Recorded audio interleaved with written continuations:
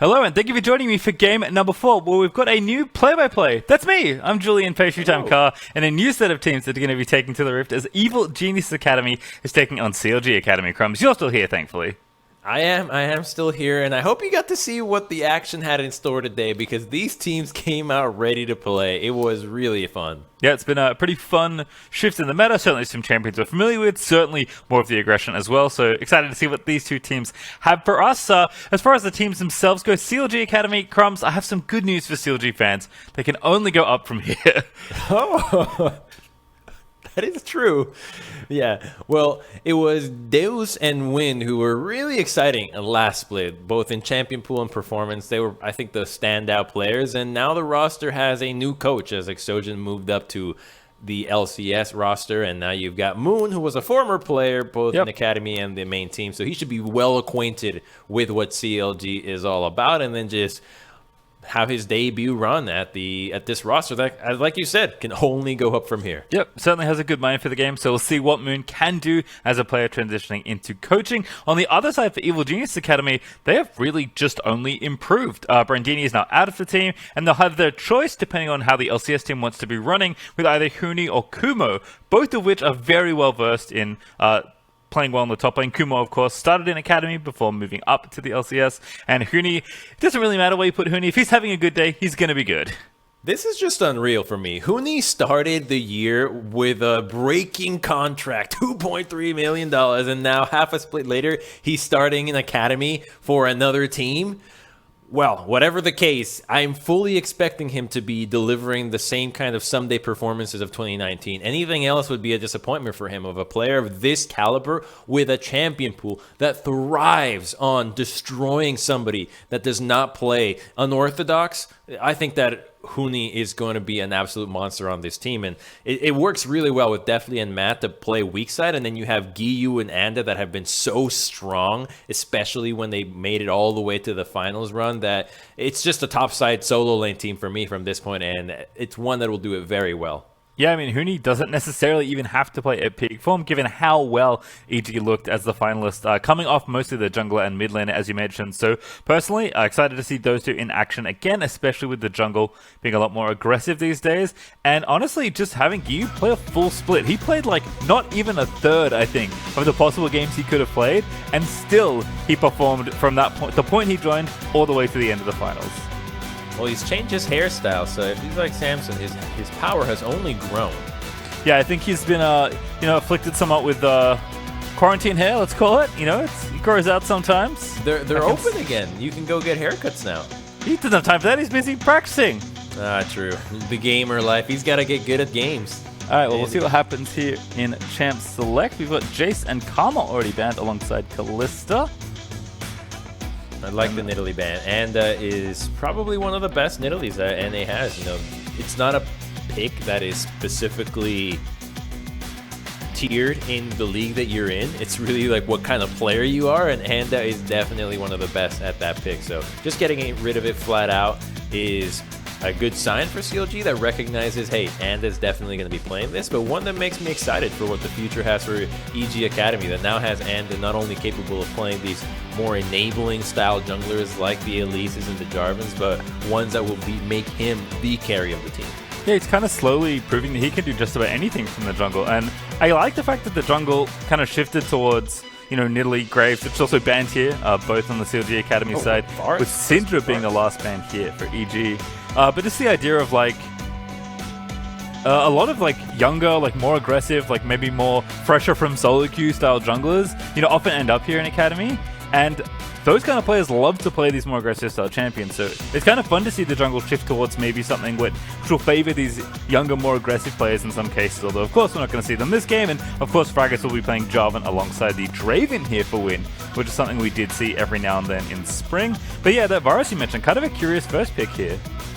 He's so strong in laning phase, and I love the Thresh. It's really obvious that the Thresh is coming out, so I think that Phil might just have to answer with perhaps a Nautilus here.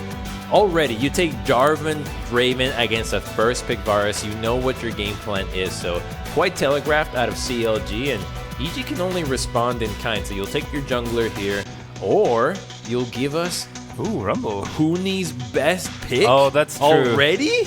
I did forget that Huni is on this team, and I have to imagine that regardless of the team Huni's on, he is a rather commanding voice as such a veteran player, and of course such a vocal and powerful player. But yeah, Rumble here making sure it doesn't slip into the second phase of bans.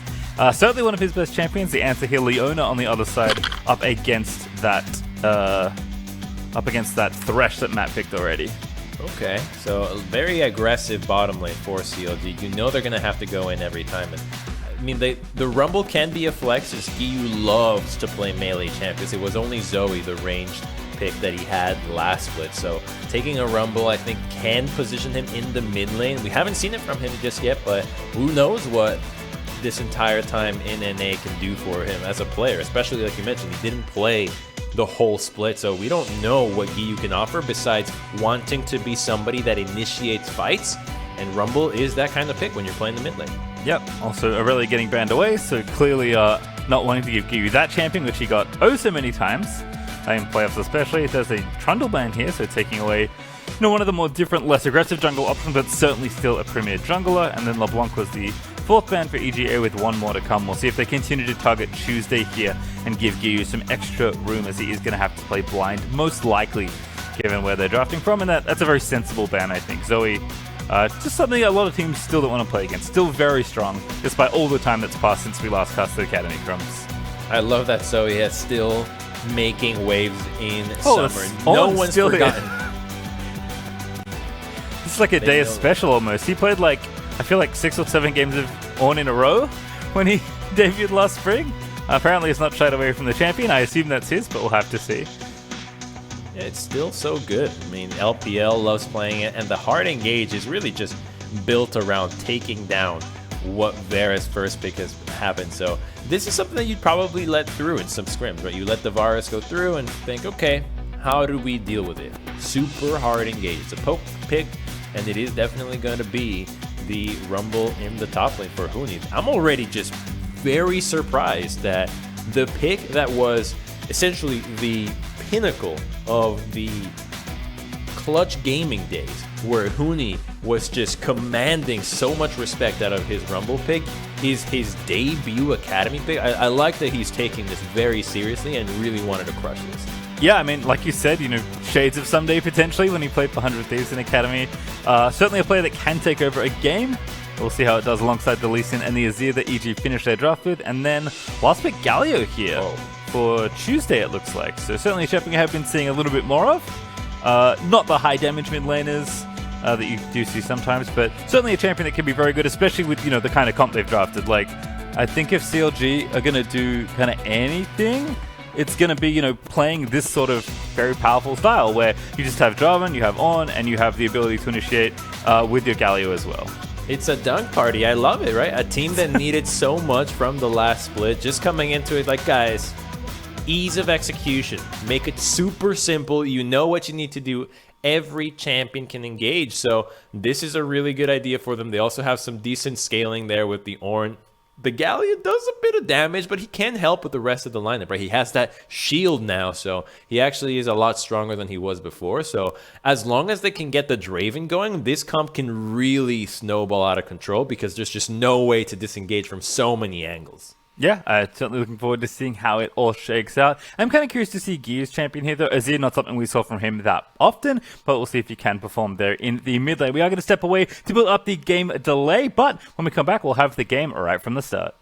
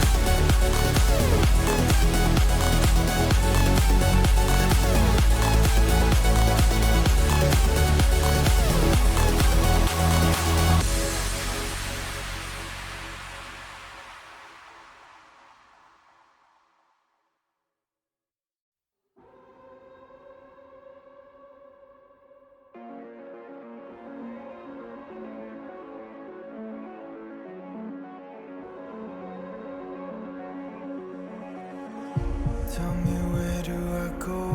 Tell me where do I take us? Your heart is starting to slow. May the water be safe. As I dive in, bloodstains washing underneath the waves. A beat reaching out to keep you safe. As we fall, I can't hold on much longer. We're drifting down to the other side. Try to pull us under. Keep holding out for the other side.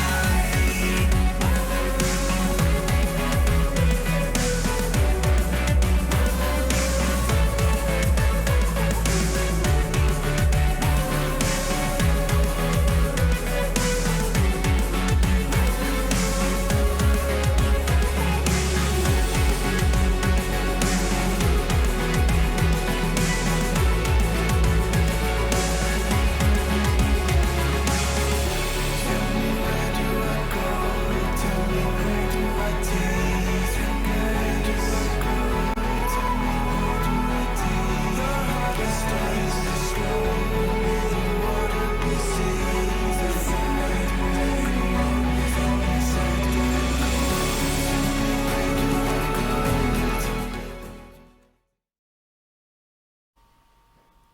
Welcome back. We've seen the champ select, and we are almost ready to go back in crumbs. We've just got a minute or two more to build up of delay before we can get things started for game number 4. You have been in it all afternoon long, crumbs, seeing the best of what Academy has to offer so far, but I'm happy to join you here for the last 2 games. As you said, it has been fun so far. I think a very refreshing change in the meta since the last time we saw, North America play domestically.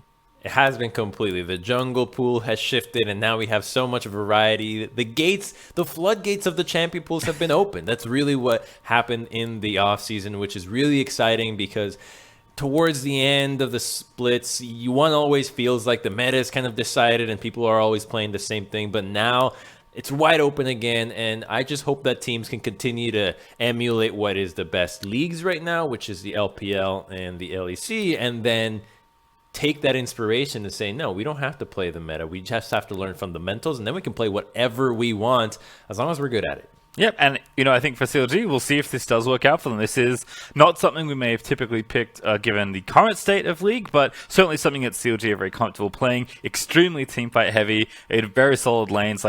Really, I think the goal for CLG in this game is just to not make too many mistakes and try and take over with your 5v5, which, again, for a team that, even though they had such a struggle last season, the fact that they haven't changed anything between splits, except for their coach, may actually be a good thing overall, because if nothing else, they had extra time to kind of build synergy and, figure something out, because whatever happened last split clearly did not work out for CLG as an organization. Yeah, that is one good way to look at it, because now you just have all those things that, okay, all of this didn't work for us, now we can just try again, and we have a coach, hey guys, here's all the things that we tried that we didn't like, let's do it again with a better mindset. And so that's definitely here, because when you have this kind of composition, you're not split pushing, you're not doing it. It's very clear everybody needs to be involved to make this work, and it starts with not losing laning phase. This kind of comp cannot afford to really lose too hard in the laning phase, because if somebody like the Azir just gets out of hand, suddenly he's just split pushing nonstop, and what are you going to do about it? You don't have anybody that can really match him.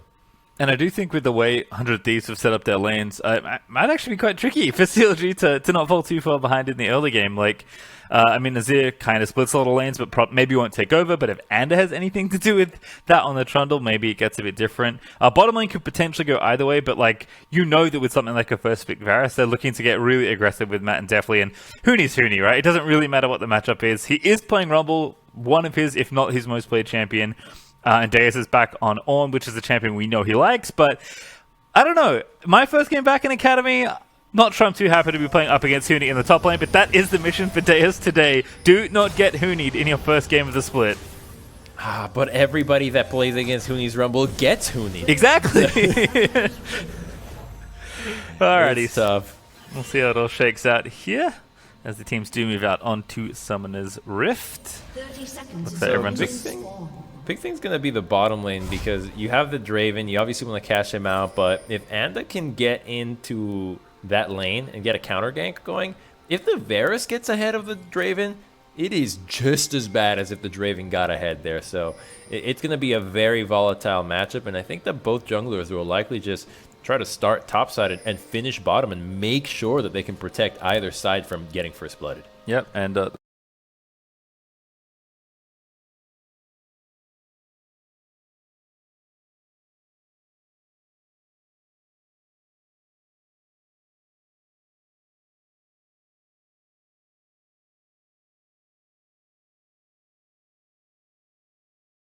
something we'll certainly be tracking, but you have to think that unlike the last top laner Brandini, Huni likely a lot more greedy for resources and attention, although right now his being a good teammate can help out Anda here with the blue buff.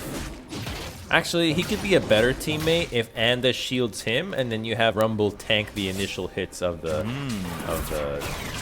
buff. Well, he's 95%. He's just missing the last few points, I suppose.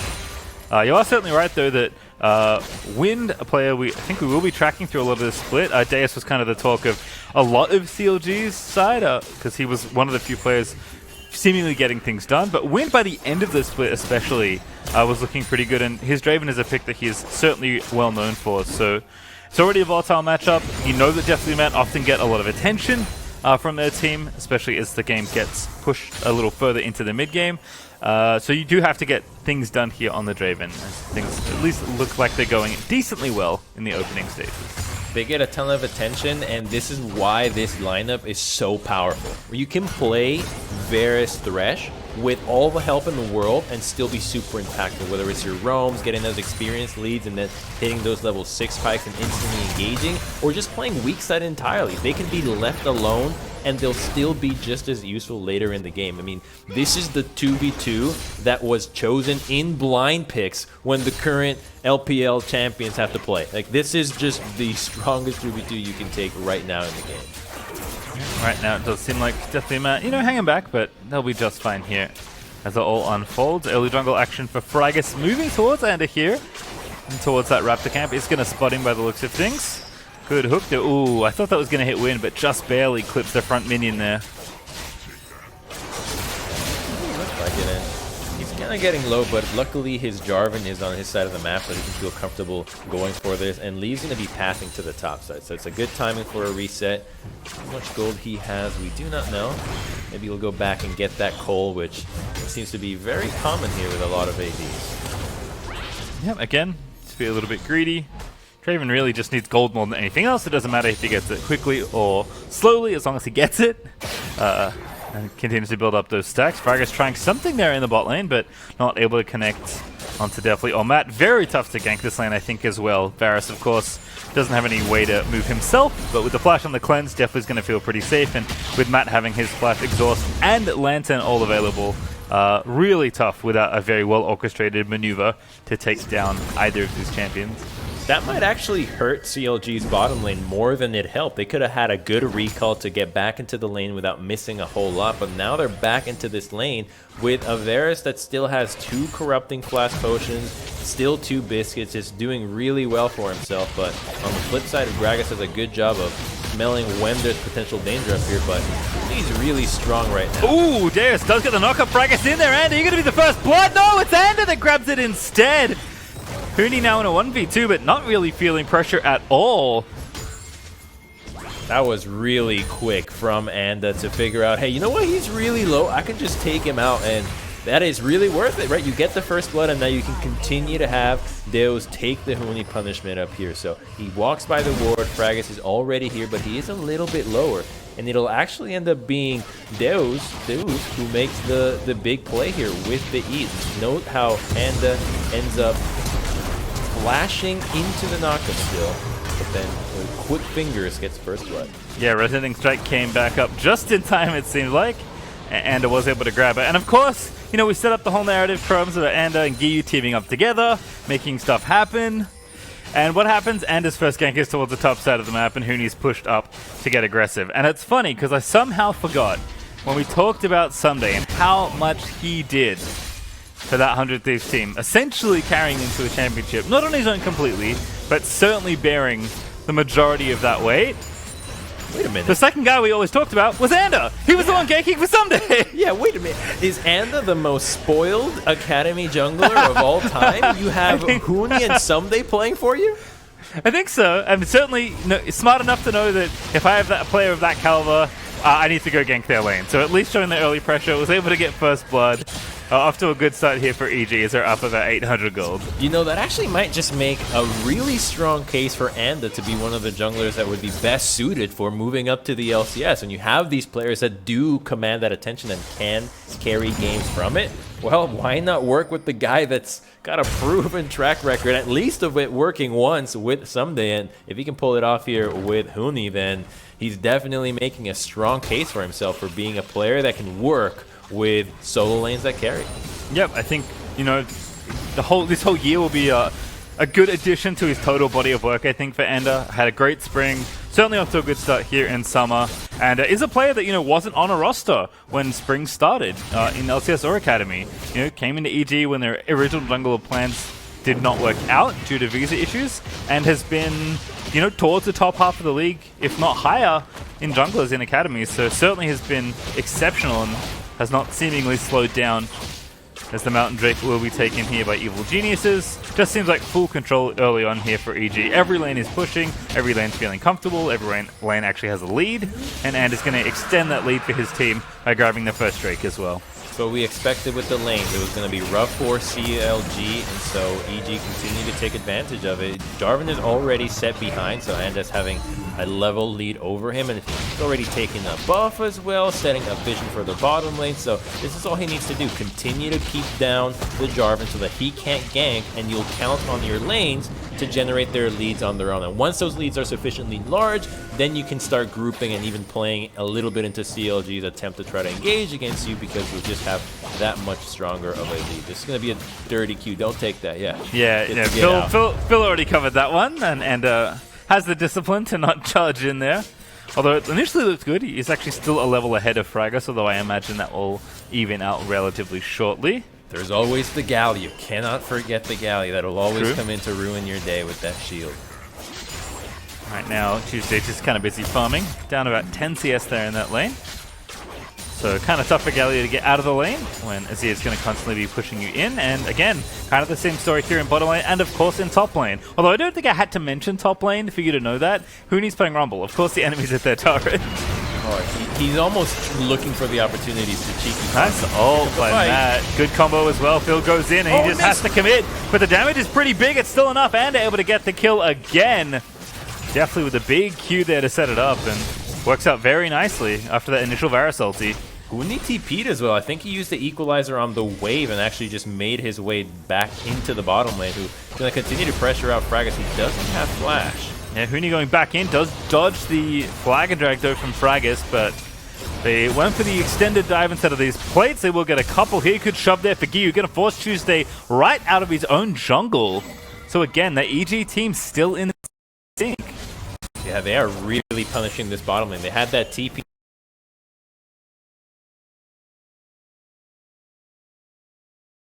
Is nowhere near being able to influence the rest of the map, while Huni can continue to sneak around. Azir is already winning the lane, and he's winning so hard that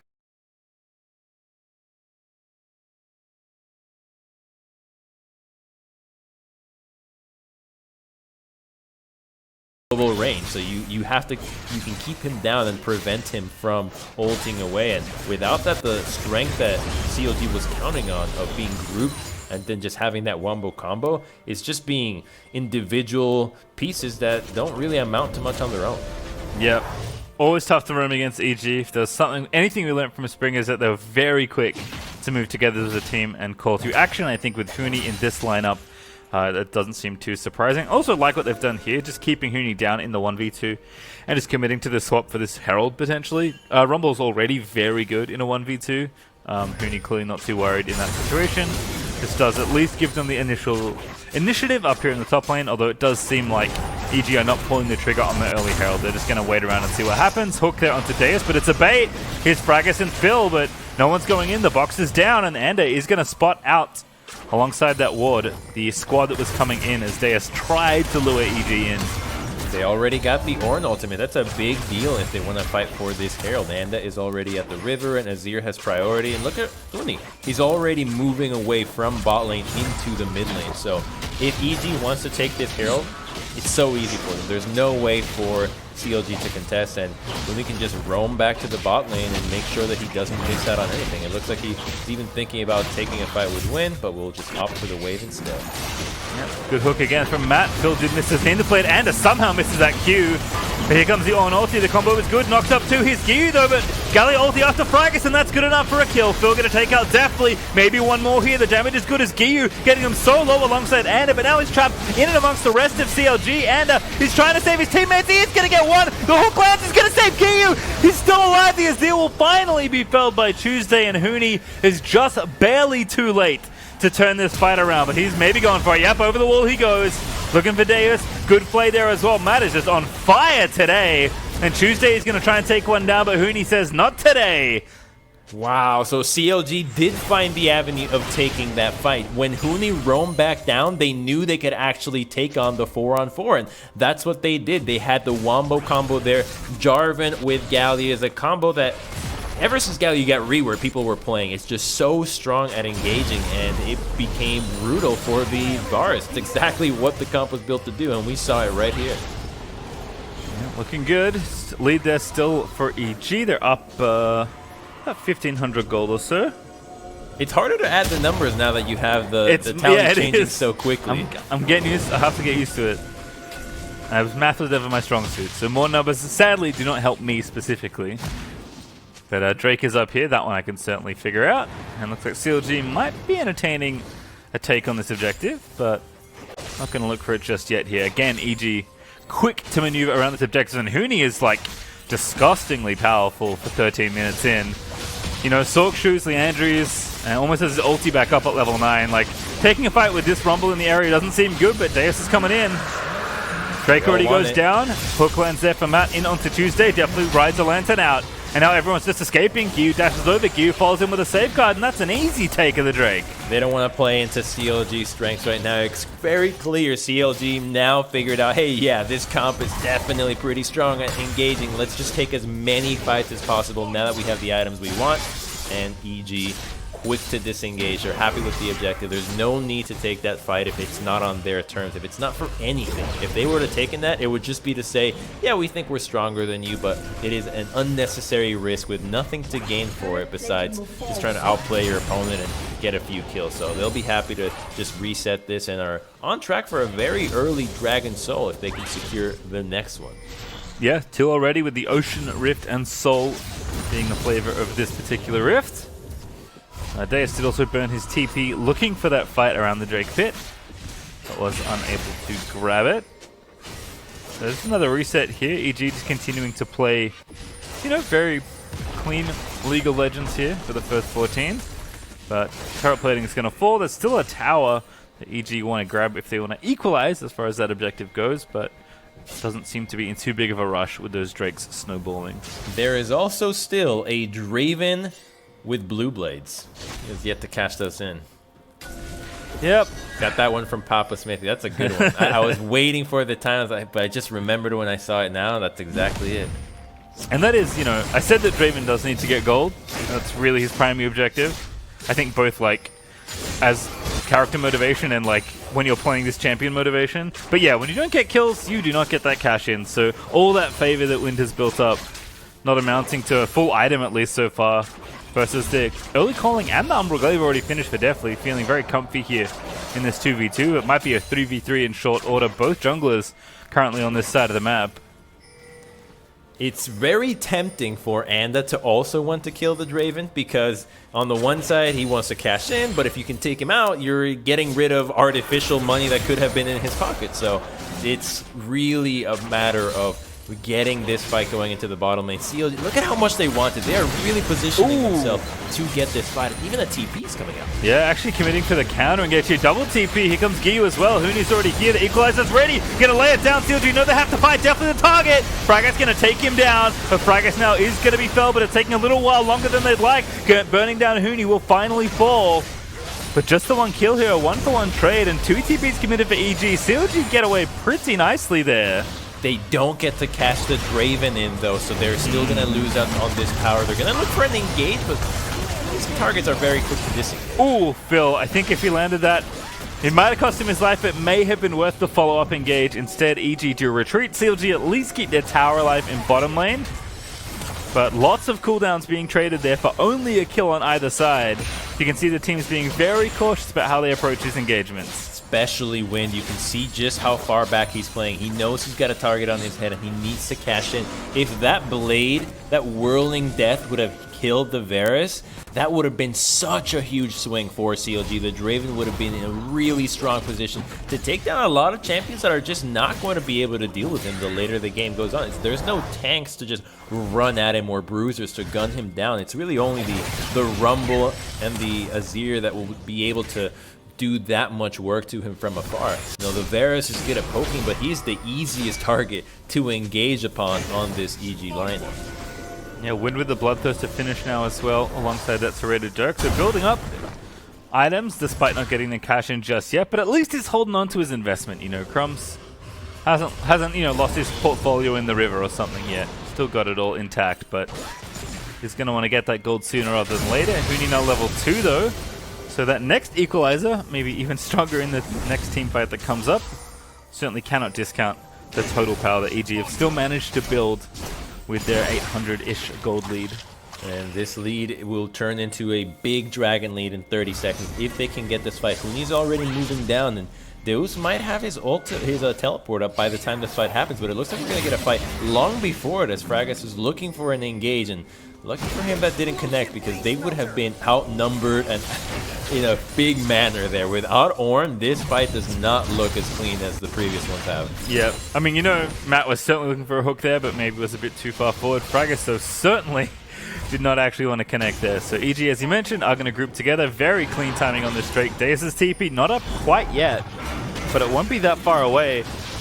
Looks like EG just going to try and take it as quickly as they can, and CLG just aren't in position yet. Fight. Ooh, good damage again. The equalizer down, but a great Sonya's there from Fragus.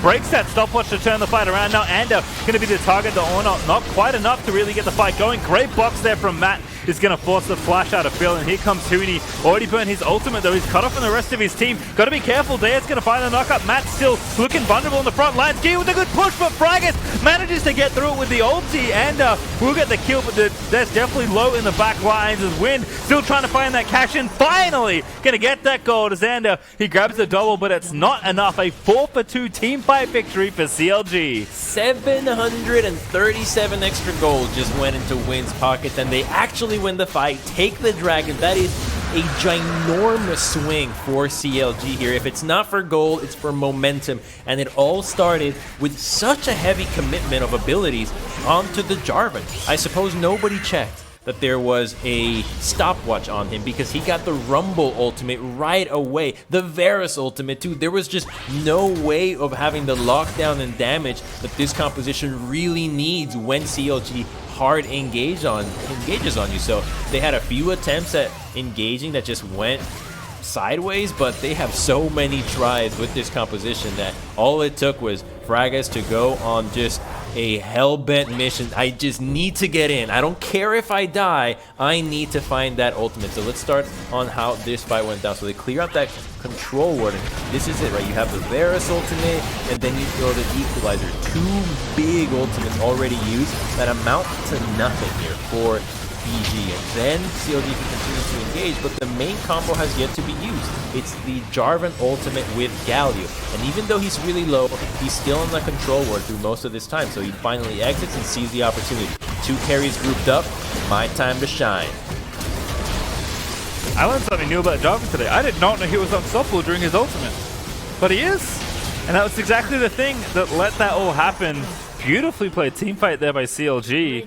Deus and Fragus teaming up to just get the Galio in there and break open the backline, and indeed they did. Up now themselves about 800 gold, but more importantly getting that dragon, stopping the slide and the snowball as far as that objective goes, and even going to take another tower here. Tuesday able to punch that last one down pretty comfortably with the Proto Belt, the Sork Shoots, and the Need to See Large Rod, but Gyu is at least going to have an answer here in top lane. This would be such a statement game for CLG if they actually win this one, because you're talking about one of the weakest teams in the league being able to just only change the coach and suddenly beat the finalists, the second place squad. That is a huge boost to your confidence. It just makes you feel like, yeah, summer is going to be different altogether. And even if they don't, this start is already such a contrast from how last split the game would go. And it's not even just the finalists, it's arguably an upgraded finalist. I mean, they have Huni, and he's playing well. Like, it's not like Huni is... It's not like Huni doesn't care, or like is having an off game, or is like making needlessly aggressive plays that he has been known for in the past and just like gifting gold over. He's 2-0-1, farming like a beast. Like, is working at a very fast clip to get these items. Like, this is an EG that you'd expect to be, even stronger. And CLG Academy, with their own style of comp, with Win Signature Draven, with more of a teamfight, mid-game oriented style, looking good at least for now. We'll see if they can maintain momentum against EG, but all of that snowball that seemed like it was building up, Crumbs, has just dissipated. Yeah, it has, and a lot of that dissipation is being done by Deus. He is so strong. He just takes any damage that EG throws his way and just soaks it up, dishes it back on his own. Already he has his upgraded items, and the death cap is going to come in out of Tuesday, which is already going to be a fantastic damage boost to a mid lane event. Is otherwise just offering support duty. When he falls down from the skies onto that Jarvan, you're actually dealing with a nuke that's coming your way. Well, Matt and Definitely here in mid lane onto Phil, but that stone plate gets popped, and Leona feeling like a 6-item tank for a couple seconds. But Definitely and Matt not able to put any more dents into that Leona.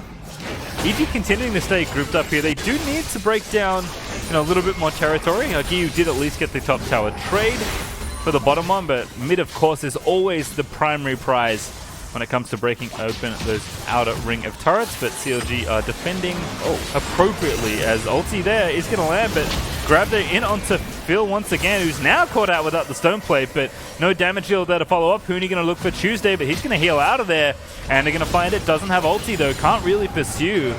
The CLG getting a little frisky in the front lines, but they will get out safely. Yeah, that was close.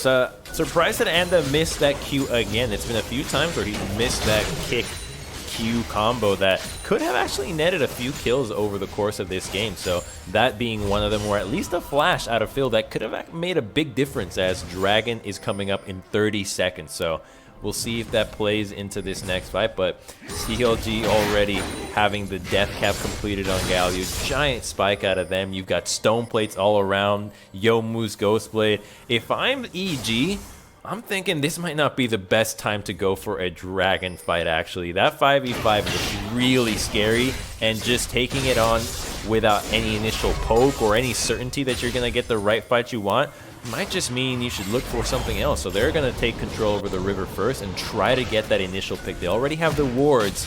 Let's see if they actually execute on them.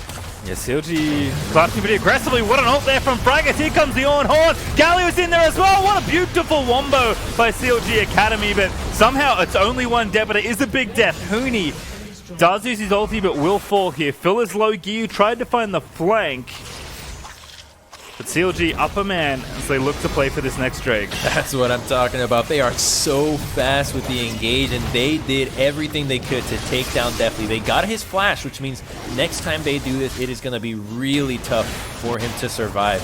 Should be able to get this dragon very easily without threat. Oh, and is going to try and steal it. He does get it. Lantern out to safety. Come on. And Fraggus just didn't put his finger on the smite key. What a steal there for Anda. He didn't even Q it. He just had the smite, right? There was no extra burst out of him. He just dashed over like, thank you very much. And now they are on soul point. So all that engage, all that trouble for nothing. Yeah, I mean, they used, what, 3 ultimates at least for CLG to get that fight. Sacrificed Huni. Doesn't actually look that bad, all things considered, with Anda smoothly stealing that Drake. CLGA is still continuing to power up though. They're maintaining that gold lead up about 1,500 gold or so. And the upgraded Rabadon's Death Cap, the one you like to see, Crumbs there for Tuesday in mid lane. He really waited it out, right? I think maybe that was a change with the Ornn. They were thinking, it's not Ornn is too strong, is that everybody keeps buying and upgrading the other weaker items. So what if we just make his upgrades come later so that they have no choice but to upgrade the items that they are already I mean, you know, it's a smart way to buff Ornn in some ways. You know? It's like when that's the thinking for your teammates. It's like when Graves gets nerfed, right? And you're thinking, oh yes, this is sure to be a nerf, but now he just gets played more, and people continue to lose because people think he's nerfed. Still a good champion, as it turns out. Was not allowed in this game, I think appropriately so. CLG still looking to knock down this mid outer tower, though both teams still working on this, you know, central controlled area, and unsurprisingly, ADs are trading farm back and forth here in the mid lane. I always wonder if they're actually like, if they actually care about taking the mid tower, or if they're just like, yeah, no, I'll take that. Yeah, you got it. I'll take the tower down. Yeah, yep, I just gotta get this wave. Yep, next wave. Yeah, I need that one too. You know what I mean? I feel like the ADs sit in mid lane, telling you they're gonna knock down the outer tower, Crumbs, and what happens? They just vamp farm for 10 minutes. They're being optimistic. They're thinking, yeah, you know what? Sure. If no one's here, I got this. I got the turret. It's like, it'll take another wave. Don't worry. It's like someone that's just really slow at finishing the assignment. It's like, I got this, man. I got it. It's like, okay, how long is it gonna take? I got it. I'm making progress, right? The minions are hitting the turret. There is work being done. Well, 2 minutes 40 till the next Drake, so I guess we can play some ping pong back and forth here in mid lane for a little while longer. CLG, they may have other ideas, getting very aggressively postured for this short lane fight. Huni does have ulti, wanted to roam up, but he's going to catch a wave in bottom lane instead. And of course, Giyu needs a wave to farm. He was busy top lane, but is back down to mid. As CLG just straight up start the Baron. They are spotted though, but they'll take the ward down, and they're still going here.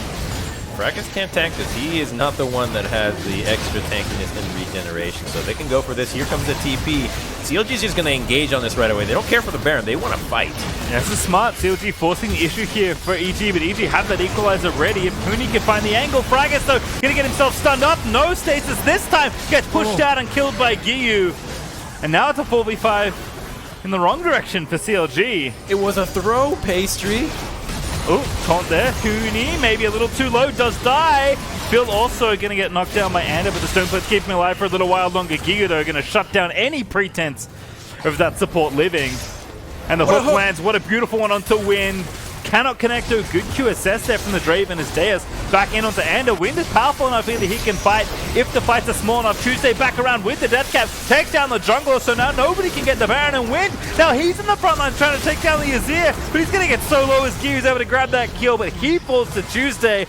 Crumbs, it's an absolute mess. I'm trying to figure out what is happening with these fights, because it looked like CLG was throwing away. Tuesday might be in trouble. Good stopwatch out of him. Still has Protobelt to get out if he needs to. Yeah, he's alright. Dash over. But yeah, okay, the Baron looked like a throw. Jarvan took too much damage, was too weakened, died right away. Galio didn't have a target. And then Huni's thinking, oh, I can just come in and clean up crew. I got everything. Galio instantly shut him down, and then the fiesta just began at that point. That was really the air horn that said, yeah, we're going here all night. Yeah, that was a party for sure around that first Baron. Certainly what CLG did I really liked. You know, they know they can force the issue. You know, Deus can tank the Baron basically indefinitely. EG know they have to respond, so Huni's forced the TP in. And what erupted from there was something we may see again when the next Baron rises. But 15 seconds for this Drake now, and it is the Soul Drake for EG. The CLG know that once again they have to fight, but their ultis are back up here, Crumbs. They are ready for another 5v5. They definitely are, but there is a flash on Varus now and not on Giyu, so it might be a different target to look for, but one that is so much more slippery. Tuesday's flash taunt will be really impactful this game, as this Galio is doing so much work. 6-1 and 6, mind you. Thought he wasn't going to be a carry with the death cap. He's so strong. Yeah, Fragus going to go in after the Ornn ulti, but it doesn't connect. CLG looking a little disjointed. Decent ult there from Deathly. Just trying to, again, lay down a bit of damage from afar. Phildo diving back in. There's the Galio ulti. Tuesday needs the entrance. In he goes on to Huni, but he gets out from the lantern, and now Giyu trying to fight off the rest of CLG, but he does get away. The Proto Belt though clips Ander with a knock up there, and they're just in. 3-man taunt from Tuesday is absolutely popping off, but Ander's able to take him down, not before 2-4 on the EG side, as now it's Deus' turn to slap down some members of Evil Genius's Academy. Gyudo gonna sweep through that tank, and CLG somehow, despite Tuesday's heroics, lose that fight. They've overextended themselves, and they thought, we win the fight right here, we get the wipe. But you lost a 650 gold bounty, and most of all, you kept your eyes off the prize. It is now Ocean Soul for EG. That is huge. There is no healing reduction on the side of CLG, so they are gonna really struggle with this when the itemization has to come in quick, and we're gonna see this right away. First thing, this one misses, right? The flag and drag misses, and then Tuesday's sitting on the ward, so he's thinking, looking for that engage to go in, and then Phil misses his ultimate as well. So, okay, where is the engage going to come through? Galio's ultimate does not get to go onto the Jarvan. It goes on the Leona, who initially missed her ultimate. So at this point, you're thinking, back off. You got the free objective.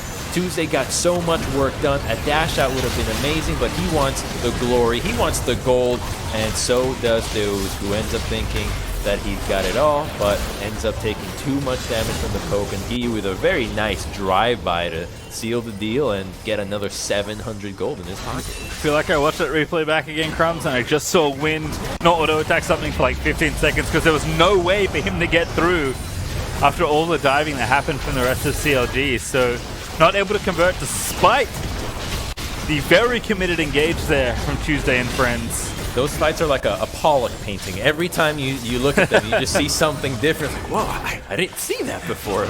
But this really just paints the fight in a whole new light. I like this as well. Like this kind of Galio. I mean, like again, he did get changed a while ago now to definitely favor building more AP and being more of a damage dealer. As Ander maybe caught him out here, but he's going to start running. Gyu looking to have the chase. Tuesday going to get him low. But into stasis he goes. Now Gyu's going to look to finish off the job. Ooh, a nice little buffer there of the Justice Punch, but Gyu with more than enough DPS to finish that off as Huni going to get the ulti down with the Ocean Soul. Going to commit to the 5v4. Wind is getting awfully low just from that poke, and that may be Baron to EG as a result. The only hope now is that the Jarvan can find a steal, but they have caught Lee Sin. Oh, the what bounce is he house doing there? Yeah, and harassing the enemy when he needs to be in the pit to smite. The axe follows. See Gyu. And EG tossed the ball back to CLG. Okay, well, that's what this is, right? Now it comes Phil. He's looking for a fight.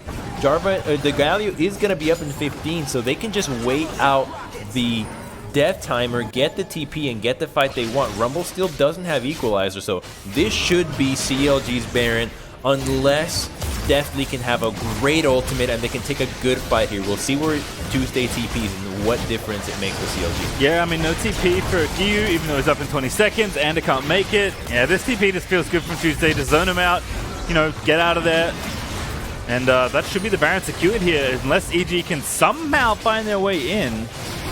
But it doesn't look like it, so despite the antics around the Baron pit, CLG will be the first team to claim it in this game. Yeah, wow. Okay, that started with the pick on Galio. Huge pick. Suddenly, chunked out another member. Got them run. You even got the QSS.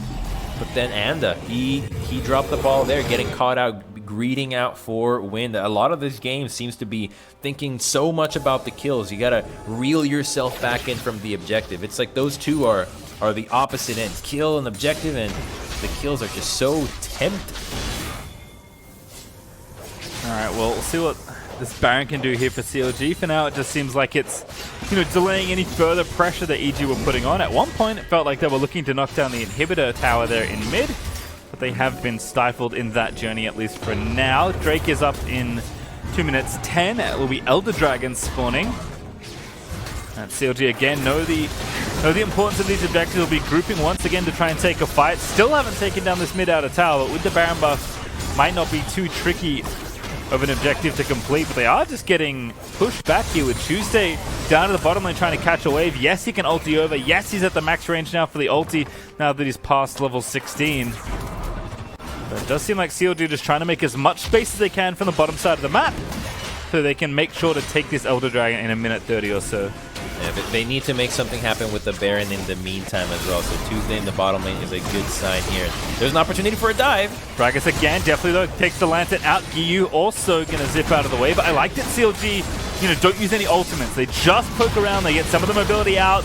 Tuesday is going to get caught here, but Huni going to deal quite a lot of damage into stasis. He goes again. He's almost done it himself in the 1v2, but Tuesday will not be so lucky. Will finally be burnt down by Huni, and the mid tower, not really a worthwhile trade when that Elder Dragon still up in a minute, Crumbs. That's a really good find out of EG, taking out Tuesday, who's so important for this engage out of CLG, means that this Baron just goes to waste. It really only got that mid-tier 1. It's not going to be very important when it comes to this Elder fight, so they've done a good job of defending this, and we'll have to find another fight. However, what CLG did get from that Baron push was in their attempt at engaging, Deathly and Giyu do not have flash anymore. If Tuesday, with both his summoners up, can get onto the backline, he's going to wipe the floor with EG. Yeah, and Wind just needs to get within spitting distance of someone on EG. He is so strong now with the 3 items in the QSS. Like, you can see, I mean, his poor minion's getting crit to death as Wind defends the mid inhibitor tower, but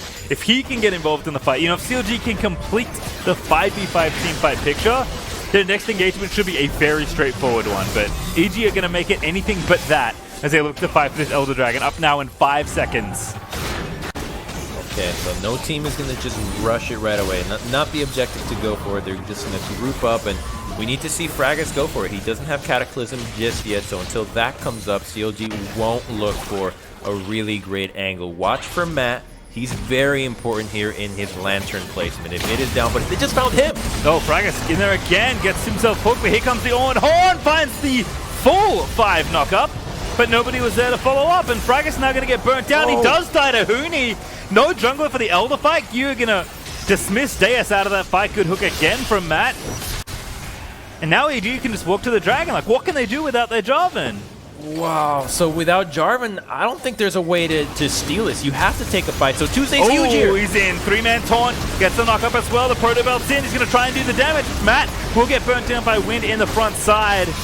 CLG still going, but Deus is low. He finally gets killed by Giyu. He gets exhausted, but will escape for now. Getting himself taunted. Tuesday gonna knock him down with the help of Wind, who flashes in for the last hit, and now EG have to run. They cannot fight this Draven. Tuesday's the absolute hero of that. It looks like he's just gonna base and TP back. They still want to fight this. They're gonna have Phil in here, but the TP's no, Phil. What? Phil, that's early. There's the Galio ulti, though. That actually might be the avenue they need. Definitely goes down to Wind. CLG, I think they've done it. They found the bait of a lifetime.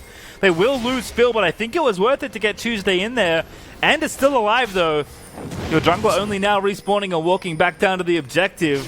Super worth. You've got Fracas here at least, and you could zone out Lee. Now, Anda has gotten a steal in this pit before. Thresh is up already, so he can attempt to go for a steal. It has to be guarded, but now there's a Zanya being used. That's a misclick. That's a fat finger. Yeah, that has to be a misclick. Also, Equalizer up for Huni. They're going to go for the steal here. They have to.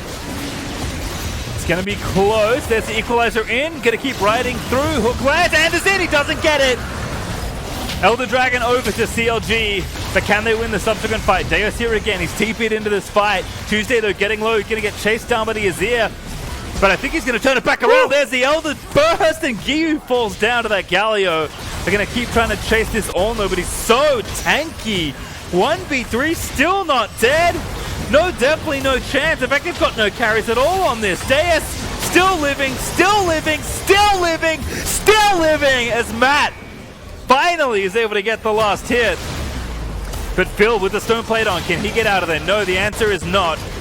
Fracas also can't get back in there. Tuesday the only damage dealer on the CLG side, so despite the Elder Dragon crumbs, EG find themselves up.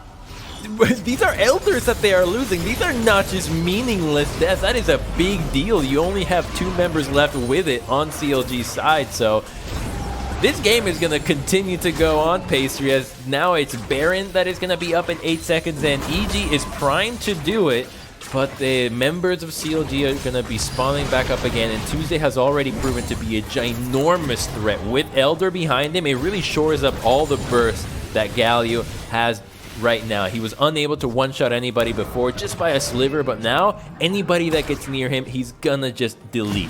Yeah, I mean, Giyu thought he had that kill easily. And Tuesday turned around that 1v1 pretty quickly. So we'll reconvene for another Baron perhaps here. That is the objective that's currently available. Both teams have just picked up so much gold over the course of this game. I mean, been a very back and forth ride here, Crumbs, but we're 40 minutes through. We've already had one Elder Dragon killed in this game. It's crazy how EG have an Ocean Soul and there's not a single thing of healing reduction on CLG side. Like, that's what they've been working up against, and they've been able to find these fights just because of how bursty they've been. But the longer they go, the harder it gets for them to really tear down EG's regeneration. Yeah, I mean, you said it as well. There's no true tank on EG. It's hard for them to, bust through the Ornn especially, and now CLG, with this tank, they'll just tank up the Baron. Ander again is going to look for a steal, and I don't think CLG are looking to finish here unless EG give the opportunity. Ooh. There's the engage. Fraggett with the big ulti, Galio charging in on top. That's going to be Matt dead to Tuesday. And there's the second kill. Huni already down as well, but Ander going to look to turn it around. What a Zonya's there for Tuesday. Got the GA. In goes Gyu, going to try and turn the fight back around, but Wind, he's got too much damage. He's going to die. They do lose Tuesday, but Ander, alongside definitely the only two left alive, and CLG can just walk straight back to Baron. It was so important that they took out Huni before he could use Equalizer. He was CC'd the entire time. That ultimate would have turned the entire scope of that fight around, and him not being present just decided everything for CLG. They were so close to losing even more members. You saw the stopwatches, the flashes. They are so ready to get out of that hell pit that is the Jarvan Cataclysm with an AP Galio on top of it, who's already at a full build. And I mean, EG now has less flashes. It is going to be easier for them to engage now that Tuesday has Flash and Ghost up. Bill is going to have his back up, and Fragus has just not had a hard time in finding these Cataclysms in the later stages of the game. Yeah, I mean, the thing I do like about this kind of Galio comp, when you're not playing the tanky Galio, when you are doing, the AP build, is that it doesn't really matter who starts the fight for you. Like, before, you needed to get the combo kind of right because you were there for the CC more than anything else. But when you're the damage dealer flying in, it doesn't really matter who gets involved, whether it's the Leona or the Ornn or the Jarvan, or maybe you're out of position AD, although that one's probably not preferable.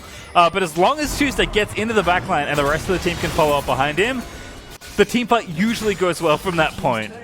It really does, and with how powerful he is now, he can just stand next to the Draven and make sure that he doesn't get picked off like it happened in the last EG Baron defenses, where they were able to find Tuesday and isolate him. Now he just has to group up with the team. There's no need to risk anything else.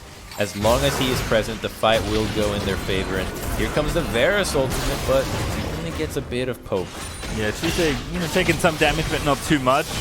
I think it is important to highlight that Wind, we've seen him now get access in some of these team fights, especially as they drag out longer, and he's just doing unholy amounts of damage on this Draven. I mean, he's got the RFC, so he can even be kind of a poke champion as well whenever he has that energized. Yeah, he's not messing around.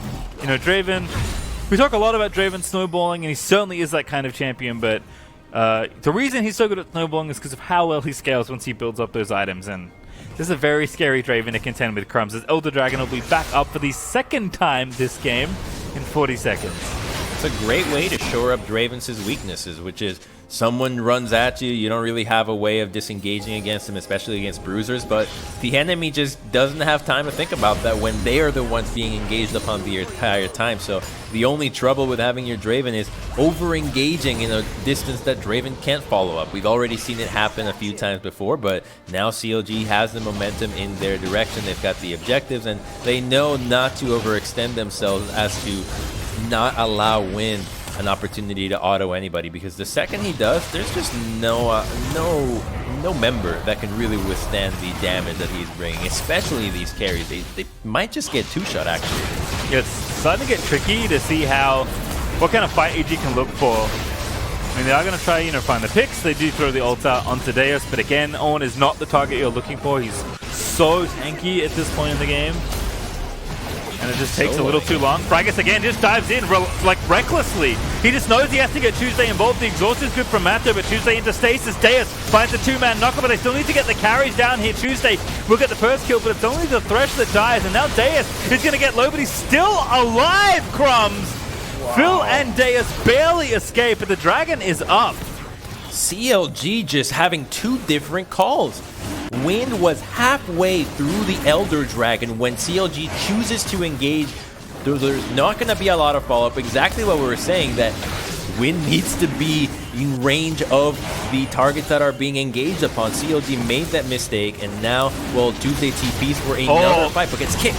Double TP, they're going for it again. It's attrition here for CLG. Tuesday and Deus, they found the engage, but they don't quite get the kills they want. They will get Giyu. That's a big deal as Wind is able to finish off that one, but Deus is tying up Anda. Huni is low. Wind needs one more auto. Definitely, you better run. One more auto is good. There's the crit as Wind is able to take down the Varus. CLG, I think that's it. Slowly but surely looking to close this game, Crumbs, and I don't know where he can run to. I don't think the answer is anywhere good. He's going to try and escape here. He's got the GA. The Lantern is there. The ulti's going to knock up Anda. That's going to knock the GA off just barely as the bottom lane is open as well. CLG just needs to do a little bit more damage and they can get themselves onto this Nexus for the win. 46 minutes, Crumbs, and inhibitor finally falls. The equalizer was not used on the minion wave. It was attempted on the fight, so now they're going to use everything to end this. Oh, that's it. Huni again goes in, but he stasis through. Not quite enough. The damage is done. Wind, he's able to just rampage through the rest of EG, but they're still fighting here. Matt and Anda trying to defend. Fragus is going to fall. Phil is low. He does die. Wind again also needs to fight his way out, but he's going to get flayed. Wind, he just can't kite this out well enough, and Giyu's here to save the game. It's not over, Crumbs. What? This game has not finished yet, Pastry. We're going to go even longer now that EG is not in a position to even end this themselves. They're just going to go for the Elder Dragon. I mean, they're pushing down mid, but Tuesday is there to wave clear. So, yeah, it's just going to be Elder, and there is so much that happened from the start of that fight to the follow-up. At least he just wants to get out of here. Yep, they're just trying to take this as soon as possible, and let's get some forward vision and take the Lantern back over. But this Elder Dragon belongs to EG. It's going to join. They're already a bevy of Drake buffs they've picked up earlier. And somehow this game is still going. Wow, okay, Baron is up in 11 seconds. Wind won't be up, but EG's just so strong right now.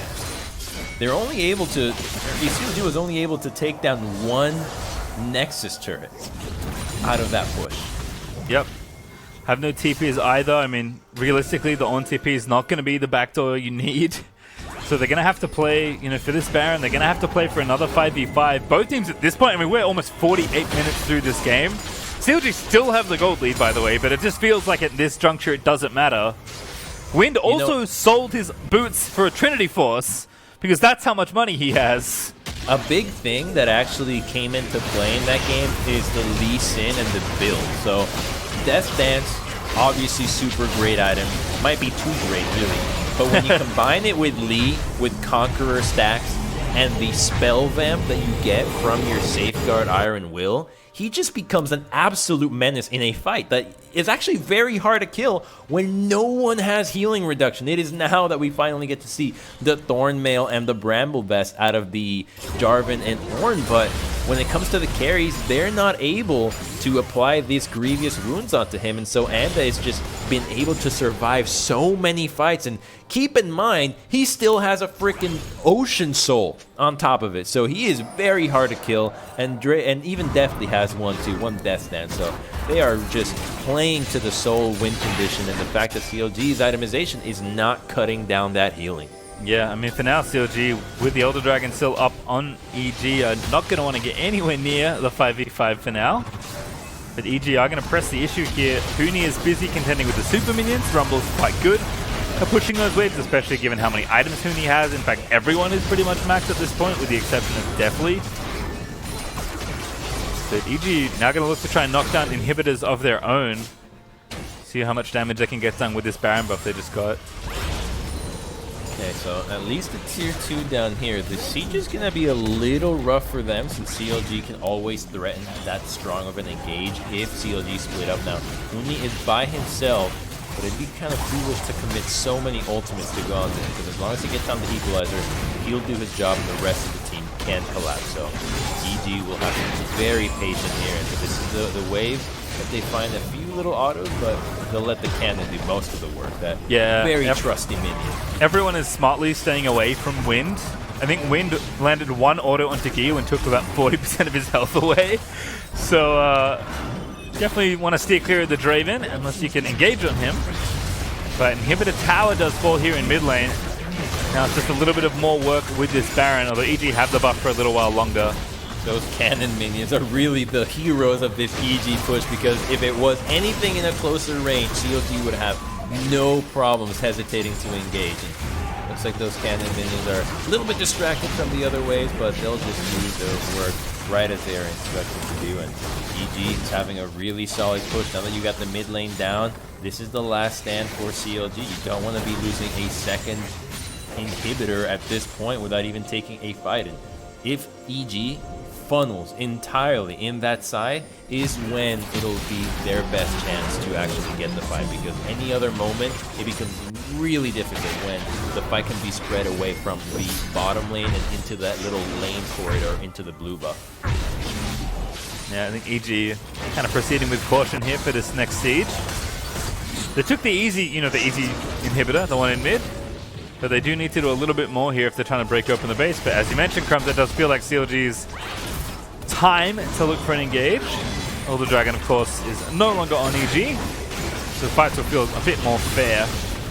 More about execution at this point, given how late we are into this game. The gold now finally back in favor of EG as the equalizer gets burnt out for Huni, and yeah, that's the Q2 exit there for Evil Geniuses. The Q there for CLG was that they didn't clear out the vision on the pathway to the bottom. When Ornn and Jarvan were flanking, they didn't drop a control ward to immediately block out the vision. They actually activated the sweeper a little bit later, and that's what gave it away. So EG knew that they were walking into a very dangerous situation, not only for the terrain itself, but the fact that it was after an attempt at a mid-push, and they did not give a big window for CLG. It was actually that small, and those tiny little missteps of not being able to execute instantly could have decided the fate of the game. All right, well, I don't know how to tell this to you, Crumbs, but we have a third Elder Dragon on the way in 55 seconds. Okay. That does seem to be where we'll be going next. The CLG, I mean, they understand the position. Like, this is very late into the game. They know that, they feel comfortable with this 5v5 comp. They've had a lot of good engages to get the lead that they had at one point in this game. They know that it's just about execution. Huni has a Spellbinder. Ooh, I like it. He's done with the Silk Shoes. Doesn't need them. Just cast There's a double death cap on Gyu. Like, what are these items? Goodness. This is sick. I mean, talk about gold efficiency. Rabadon's very efficient. And when you run out of slots, Crumbs, because one on top of the other. He almost, if he buys more, he's going to have enough to cover all his soldiers. Oh, goodness. Fragus looking for the flank, but he's still alive. Galio's in there. Still able to get the kill, and Gyu falling is such a big deal. CLG, Matt going to fall. That might be what does it here, but they're going to go for the Elder Dragon, I think. No, maybe routing through the bottom lane instead. CLG looking a little indecisive, but they've decided to straight for the throat, Crumbs. To the bottom lane, end the game, kill the Nexus. Okay. In the other order. I mean, whatever call they're making, it's going to be fine. But Huni's also, he was attempting to make a call on his own, but they know they can't defend without him. He's really important here if they want to make a stand. They don't have enough time to buy for Gyu to make it back, so this will be really tricky if they can pull this off. Decent ult, but definitely they know they have to kill Huni before it can ulti. He is going to go down, though. Use the ult already, and that's the Nexus open. CLG going to chase in for the final kills. 54 minutes. And the Nexus will finally fall to CLG Academy. Wow, okay. I feel like they really worked so hard for that, finding so many engages. They never stopped being assertive, and yeah, it was messy. Yeah, it's the first game of the season for these teams, but just such a great turnaround for them, for the bad split they had last spring to this, to taking down finalists, upgraded finalists, like you were saying. I mean, just a great start for them. I mean, I love this comp from CLG. Like, clearly something they're comfortable with, clearly something they practiced. but just the simplicity of it, like, literally your one goal is to just get Galio into the back line. Fragus, I assumed he was dead. That's how silly that play looked, but the best baits crumbs are often very silly plays in disguise, and that's how that final fight worked out to me. Giyu still had flash. It's like, what is this guy doing? What is happening? Oh, no. Oh, crap. Yep, and then the Galio charges in, and it's already too late from that point. We're taking a break because I think we need it, but on the other side, we'll be hearing from one of our victorious players, so don't go anywhere.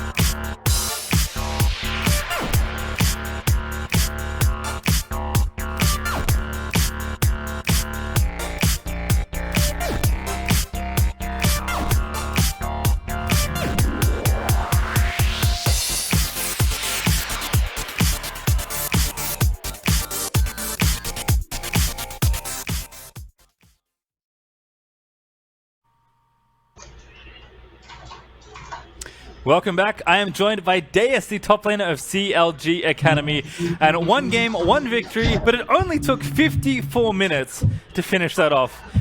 What was happening towards the end of that game? Because that looked like an absolute mess at some points. Yeah, it was getting pretty crazy. When we failed to end that one time and they only had one Nexus tower, I was just so down to go for like a 5-man backdoor and completely coin flip our game, but we didn't do that, and we just played it slow and just won the team fight after. Yeah, and this certainly seemed like a comp that you were very comfortable playing. Is this something, but maybe not a lot of people are playing, is this something that you and the rest of the team feel very comfortable playing? Because this certainly seemed practiced. Yeah, it seems like our scrims on just engage comps is going really well, and yeah, it just seems, it's just we found our comp, I think. Yeah, I mean, unfortunately now you've showed the rest of the league your comp, but I imagine there are still some more tricks. I have to ask you though, how was the offseason for you and the rest of CLG? Because, you know, you didn't make any changes, you kept the same 5 players, obviously in a rough time, even though things did get better towards the end of the split.